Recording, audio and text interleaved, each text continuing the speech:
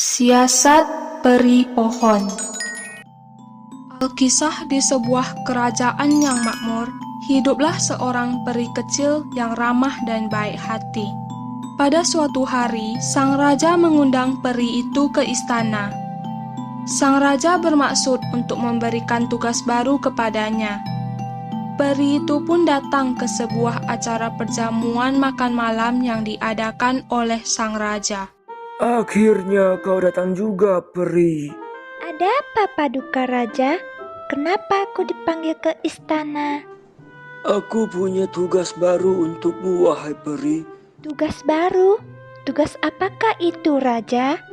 Kau kutugaskan untuk menjaga hutan terlarang yang ada di wilayah utara sana. Pastikan kehidupan binatang-binatang yang ada di sana tetap tentram dan damai. Kau juga harus menjaga seluruh pohon yang tumbuh di hutan terlarang itu. Kau mengerti? Baik, Raja. Mengerti. Setelah obrolan berakhir, peri itu pun berpamitan untuk pulang ke rumahnya.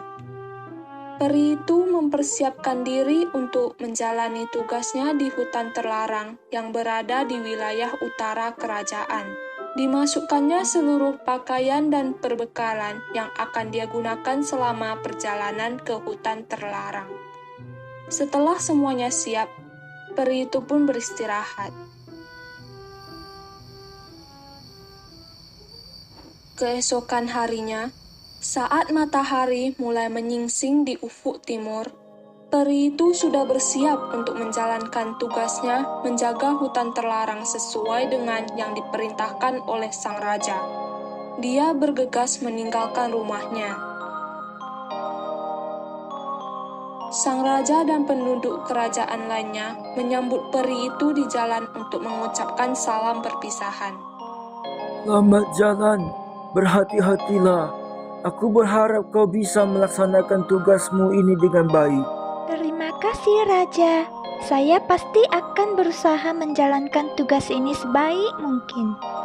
Peri itu terus melakukan perjalanan menuju hutan terlarang yang berada di wilayah sebelah utara kerajaan. Menjelang tengah hari, peri itu akhirnya sampai di tujuan. Binatang-binatang penghuni hutan terlarang itu sudah menyambutnya di tepi hutan. Ternyata, mereka sudah mengetahui kabar kedatangan peri yang akan menjaga hutan tempat mereka tinggal. Si kancil menjadi binatang pertama yang menyambut peri itu. Selamat datang, Peri. Kami semua sudah menunggumu sejak tadi. Wah, terima kasih. Aku senang sekali disambut dengan hangat seperti ini oleh kalian semua. Mari ikut kami, Peri. Kami akan menunjukkan rumah yang akan menjadi tempat tinggalmu. Peri itu pun mengikuti para binatang penghuni hutan terlarang. Mereka membawa peri itu ke sebuah rumah sederhana di dalam hutan. Rumah itu sengaja dibangun oleh sang raja untuk menjadi tempat tinggal bagi para peri yang diberi tugas untuk menjaga hutan terlarang ini.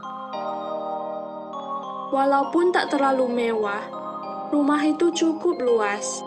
Peri itu menatap rumah sederhana yang ada di depannya dengan takjub. Dua pohon dengan batang yang besar dan kokoh tumbuh dengan rindang di halamannya. Bunga-bunga yang indah juga tumbuh di halaman depan rumah itu. Wah, apakah ini rumah tempat tinggalku? Benar, Peri. Rumah ini akan menjadi tempat tinggalmu. Maka, semenjak hari itu, peri menempati rumah yang berada di tengah pohon itu. Setiap hari dia akan berkeliling hutan untuk memastikan kehidupan para binatang yang menghuni di hutan itu tidak terganggu. Dia juga mengecek setiap pohon yang tumbuh di hutan itu dengan cermat setiap harinya. Peri itu bahkan sering kali lupa waktu saat mengecek pohon-pohon yang tumbuh di sana. Hal itu membuat para penghuni hutan akhirnya memanggilnya sebagai peri pohon. Suatu hari, Salah satu penghuni hutan terlarang, yaitu si kancil yang sedang berjalan-jalan di tepi hutan, tak sengaja mendengar percakapan seorang penebang pohon. Penebang pohon itu sedang mengobrol dengan seorang pria. Mereka bermaksud ingin membangun sebuah jalan tol yang melewati hutan terlarang dan menebang pohon-pohon yang ada di hutan itu. Area ini akan dibangun jalan tol. Sebelum membangun jalan tol, kita harus membabat hutan ini dulu. Kau betul, kita harus secepatnya menebang pohon-pohon yang ada di hutan ini. Kalau begitu, aku serahkan tugas menebang pohon ini kepadamu.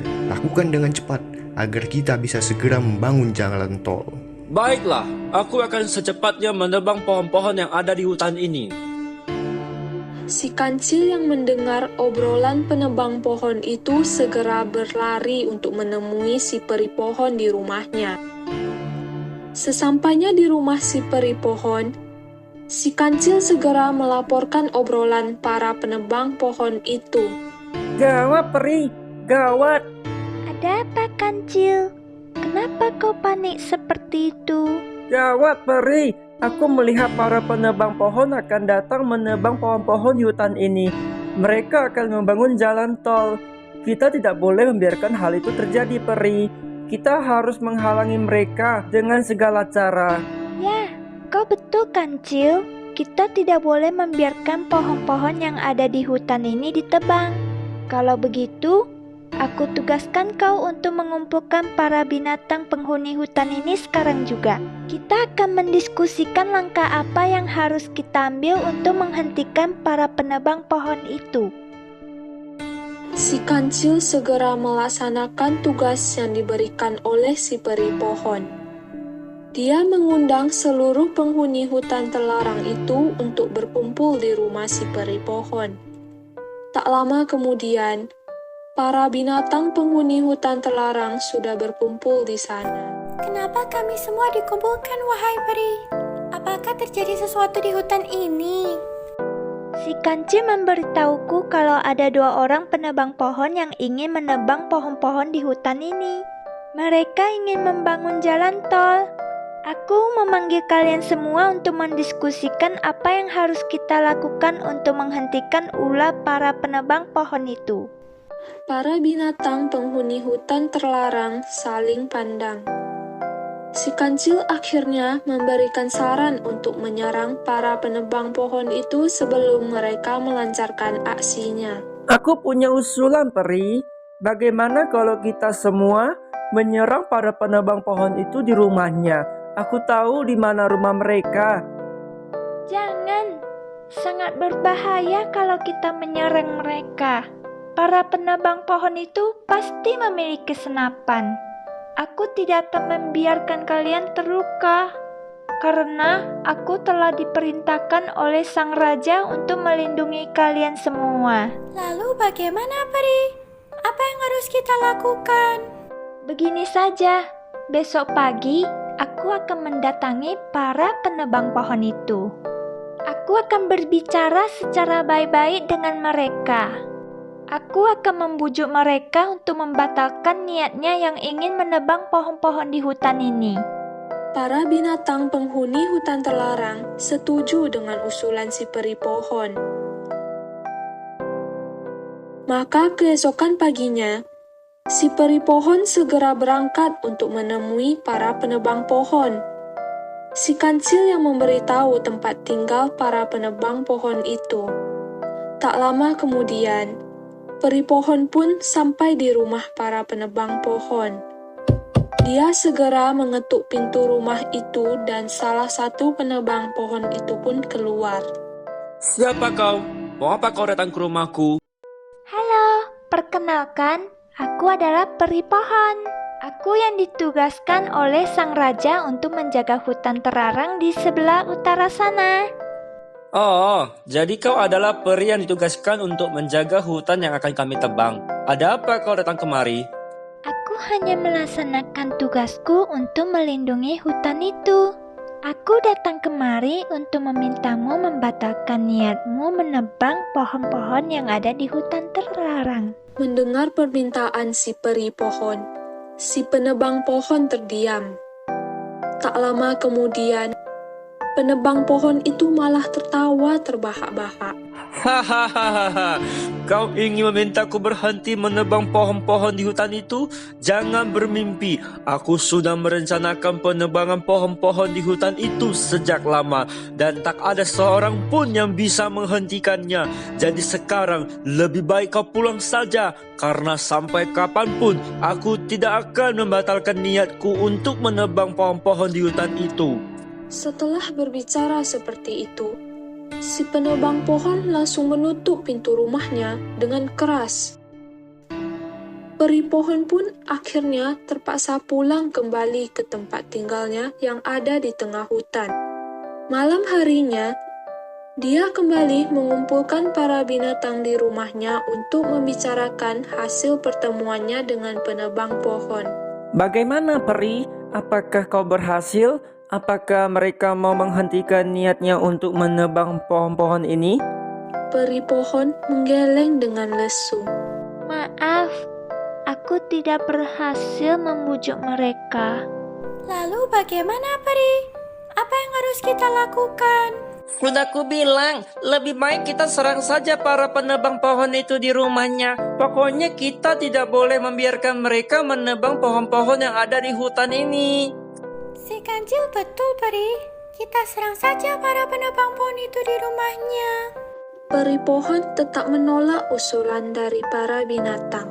Dia tidak ingin para binatang terluka karena memaksa menyerang para penebang pohon itu. Tidak, pokoknya aku tidak akan membiarkan kalian semua menyerang para penebang pohon itu di rumahnya. Terlalu berbahaya. Mereka memiliki senapan dan kalian semua bisa terluka. Kalian tak perlu khawatir, aku sudah punya siasat. Para binatang penghuni hutan terlarang keheranan mendengar pernyataan dari si peri pohon. Mereka tidak mengerti siasat apa yang dimaksud olehnya. Si peri pohon pun akhirnya menjelaskan sebuah siasat yang sudah disusunnya. Siasat? Siasat apa yang kau maksud, wahai peri? Iya, siasat apa yang kau maksud?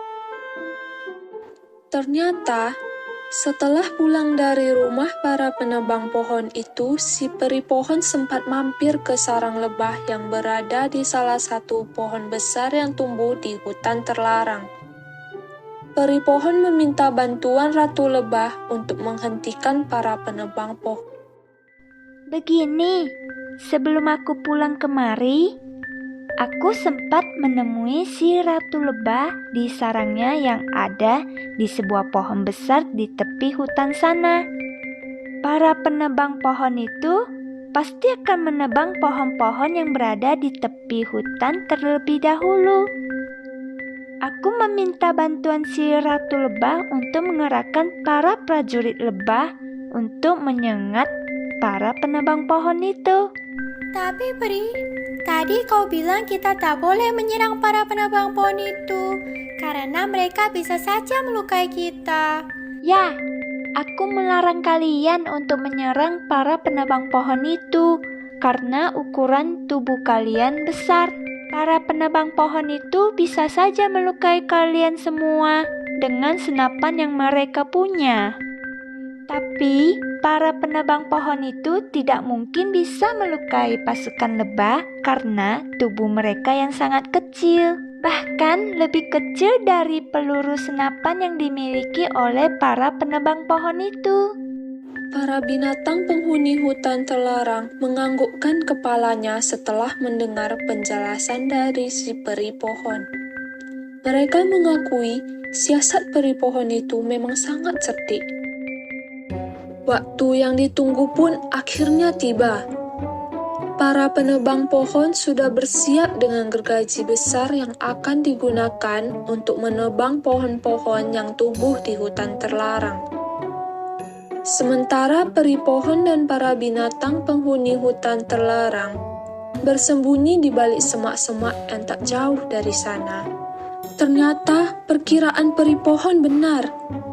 Para penebang pohon itu akan menebang sebuah pohon besar yang di dahannya terdapat sarang lebah terlebih dahulu. Ratu Lebah dan para pasukannya pun sudah bersiap untuk menyerang para penebang pohon. Saat para penebang pohon itu mendekati pohon besar yang di dahannya terdapat sarang lebah, peri pohon tiba-tiba menghampiri kedua penebang pohon itu. Mau apa lagi kau peri kecil? Kau sudah tidak bisa menghalangi kami untuk menebang pohon-pohon di hutan ini. Kau lihat sendiri kan, kami sudah membawa kapak yang tajam ini. Aku datang untuk memberikan peringatan terakhir kepada kalian semua.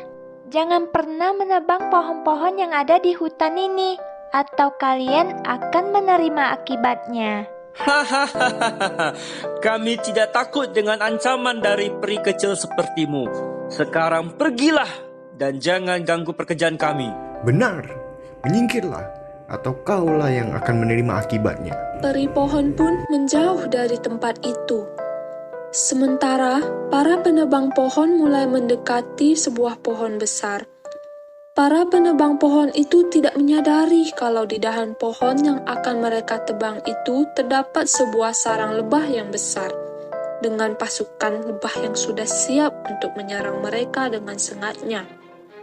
Saat salah satu penebang pohon mulai mengayunkan kapaknya, Ratu Lebah langsung memberikan komanda kepada pasukannya untuk menyerang para penebang pohon itu. Serbu! Para prajurit lebah pun langsung meluncur mendekati para penebang pohon.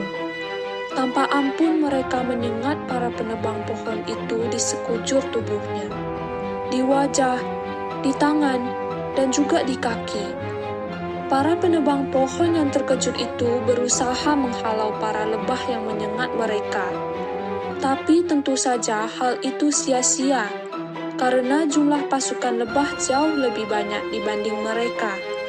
Karena tak tahan dengan rasa sakit yang timbul akibat sengatan lebah, para penebang pohon itu pun lari tunggang langgang. Mereka berusaha lari secepat mungkin untuk menjauh dari kerumunan lebah yang terus saja menyengat mereka tanpa ampun.